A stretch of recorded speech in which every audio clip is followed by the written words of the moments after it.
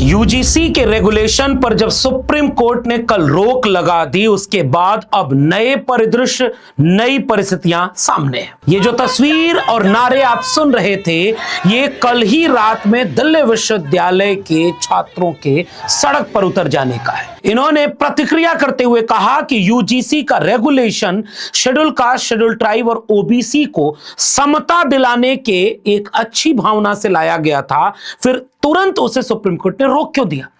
देश के कई हिस्सों से इस बात की खबर आ रही है कि अब एससी एसटी ओबीसी समुदाय के शोधार्थी, सामाजिक कार्यकर्ता और समाज के लोग प्रतिक्रिया दे रहे हैं कि क्या अगर हम चुप रहे तो हमारे हक को ऐसे ही कभी कोर्ट के आदेश से तो कभी किसी और रास्ते से छीन लिया जाएगा।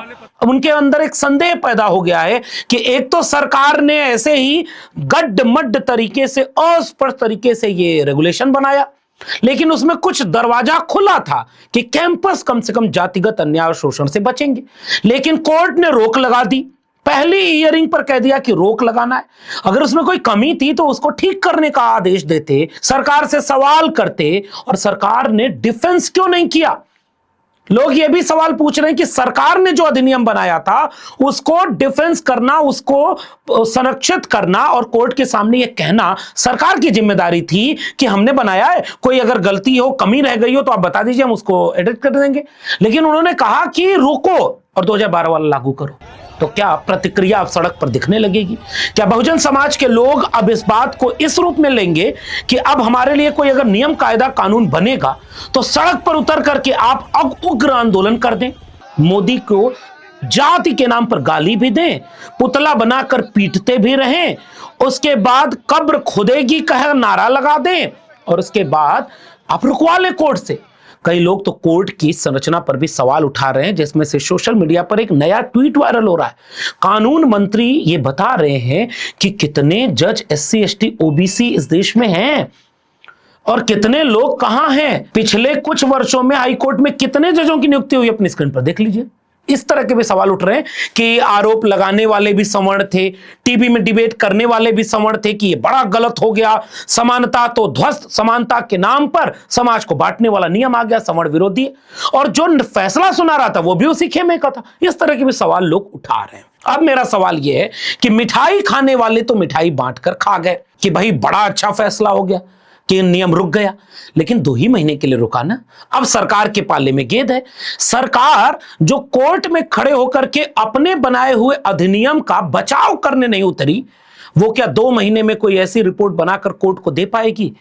क्या उसकी मंशा थी वाकई एससी एसटी ओबीसी को न्याय दिलाने के लिए, या वो मुर्गा लड़ाने वाली लड़ाई जो कल तक हिंदू मुसलमान के नाम पर खेल रहे थे, अब वो दलित बनाम, पिछड़ा बनाम सवर्ण कर दिए?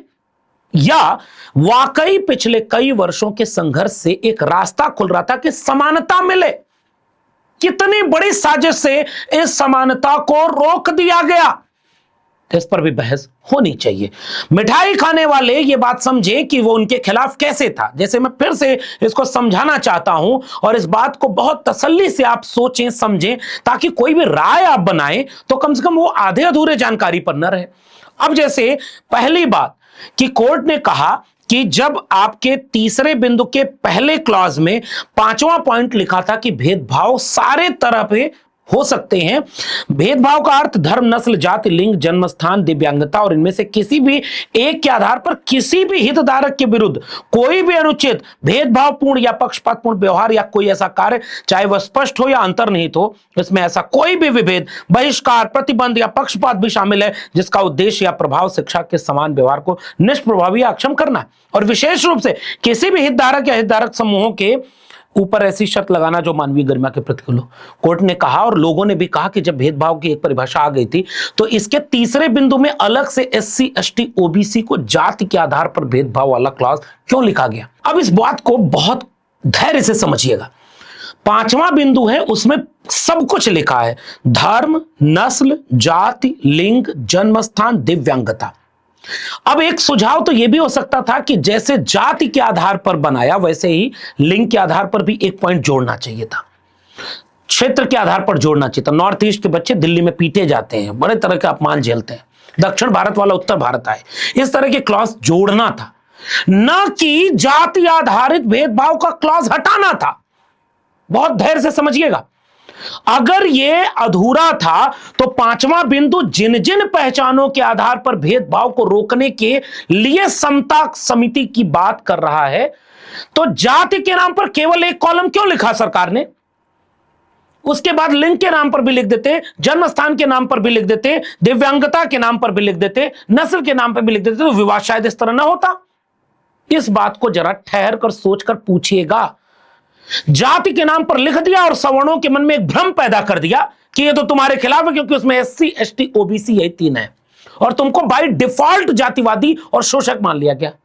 अब जरा इसका भी जवाब देता हूं, फिर से दे रहा हूं, बहुत बार दे चुका हूं, एक बार और समझ लीजिएगा कि यह आरोप कितना गलत है।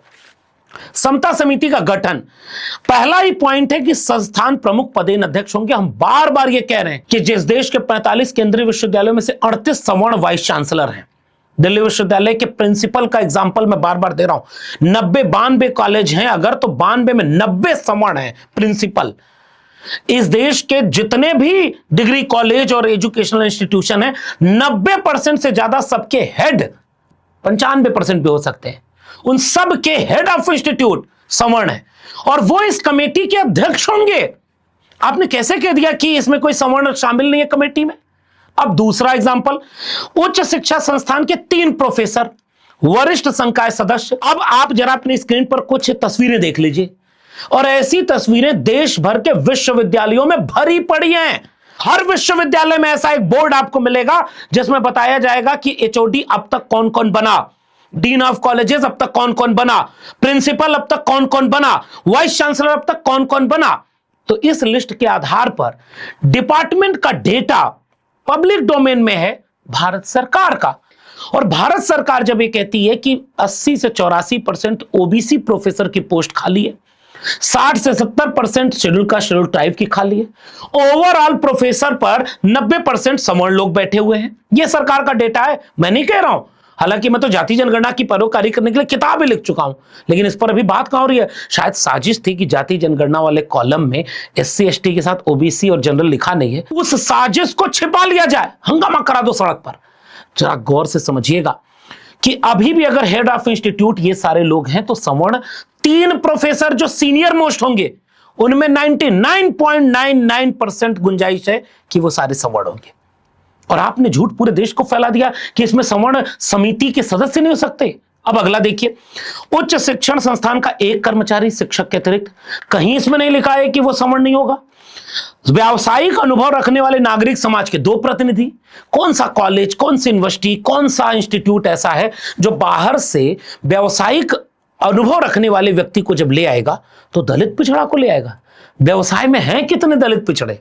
कहां से आपने झूठ पूरे देश को फैला दिया कि पूरी कमेटी सवर्ण विरोधी है और दलित पिछड़े कम से, और हम तो कह रहे सरकार के बनाए हुए प्रावधान पर बात करते हैं हम, और किसी के खिलाफ हम नहीं बोल रहे हैं।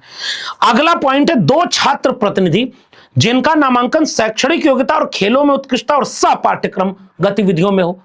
ऐसे छात्र दलित पिछड़े लिए जाएंगे क्या? सोच के दिल पर हाथ रखिएगा कि अब तक कल्चरल हेजमनी के नाम पर सबसे ज्यादा आगे रहने वाले लोगों में प्रतिशत किसको मौका दिया जाता है, किसको कल्चरल हेजमनी में मौका मिल जाता है, तो वो भी प्रतिनिधि कौन होगा? केंद्र का समन्वयक प्रदेश सचिव सदस्य के रूप में होगा। उसके बाद वाले क्लॉज में लिखा है कि अनुसूचित जाति, अनुसूचित जनजाति और महिला, दिव्यांग और अन्य पिछड़ा वर्ग का प्रतिनिधित्व होना चाहिए। तो 10 मेंबर में 1 ओबीसी, 1 एससी, 1 एसटी, 7 तो सवर्ण ही होंगे।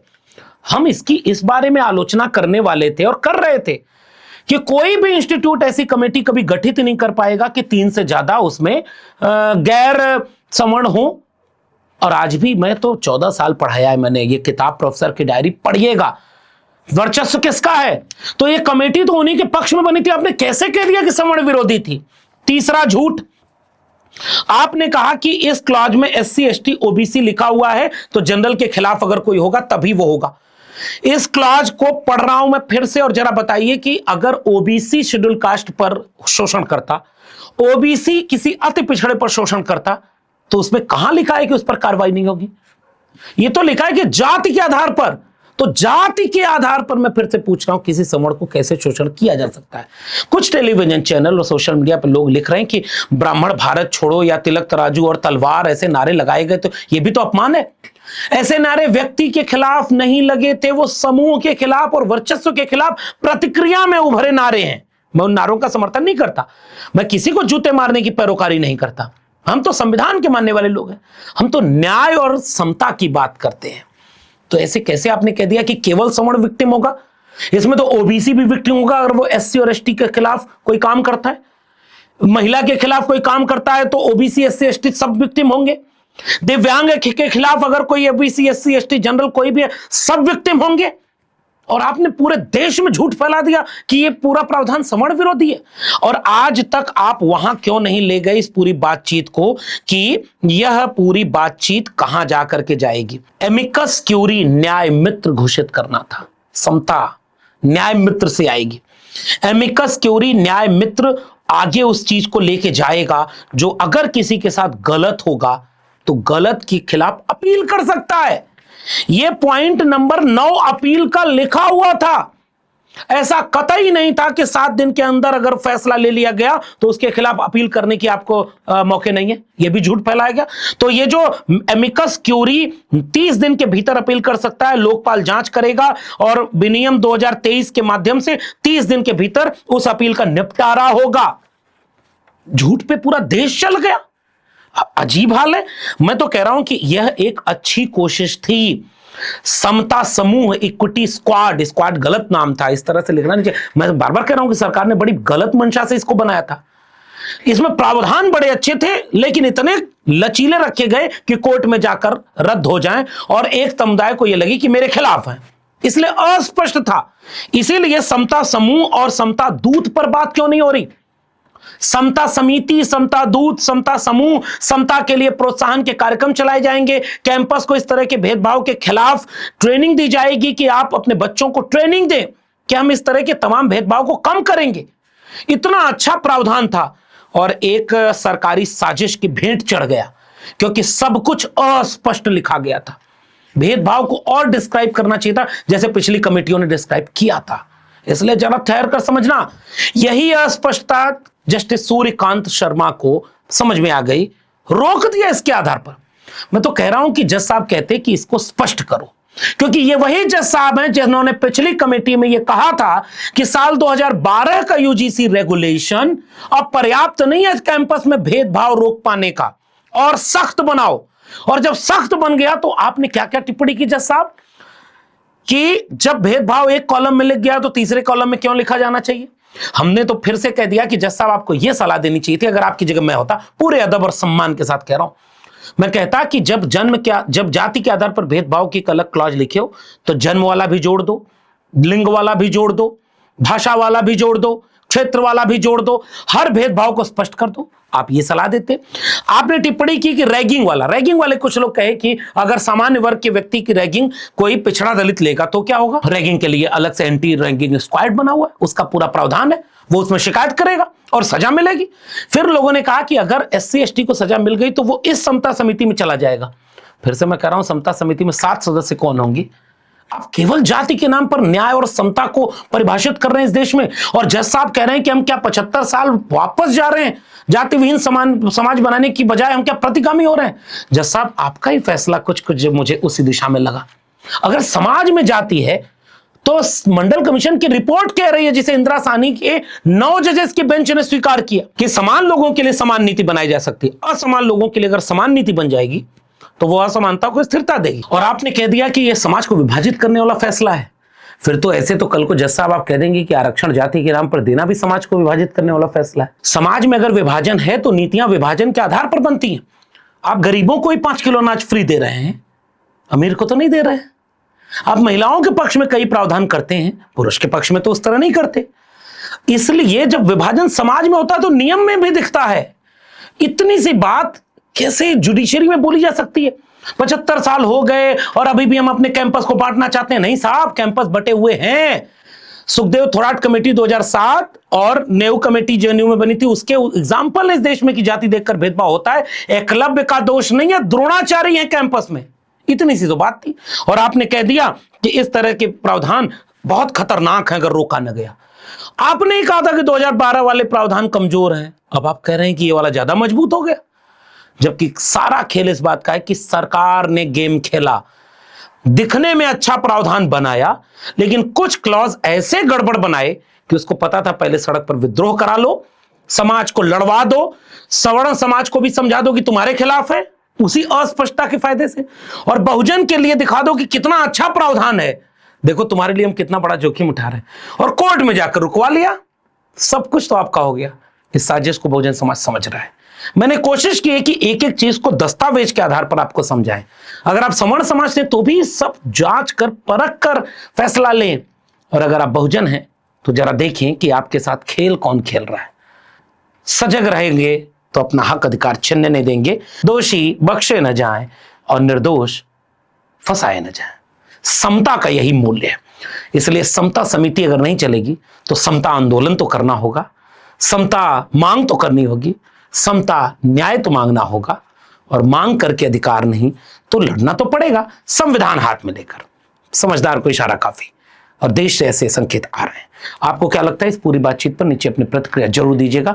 मैं इस तरह की कोशिश करूंगा कि आपको सारी बात समझाते रहूं और साजिशों को बेनकाब करते रहूं। जैसे अगली वीडियो भी एक साजिश को बेनकाब करेगी, उसको भी गौर से देखिएगा। फिलहाल इस वीडियो में इतना ही। मेरे चैनल को सब्सक्राइब नहीं किया तो जाते थे चैनल को सब्सक्राइब करना मत भूलिएगा। बेल आइकॉन यानी घंटी बटन दबाएंगे, अगली वीडियो की सूचना मिलेगी। ज्वाइन करेंगे तो हमें ताकत और हिम्मत मिलेगी। अगर आप इस वीडियो को ट्विटर यानी एक्स या फेसबुक पर देख रहे हैं तो डॉक्टर लक्ष्मण यादव को फॉलो करना मत भूलिएगा। फिर मिलेंगे, तब तक के लिए बहुत बहुत धन्यवाद।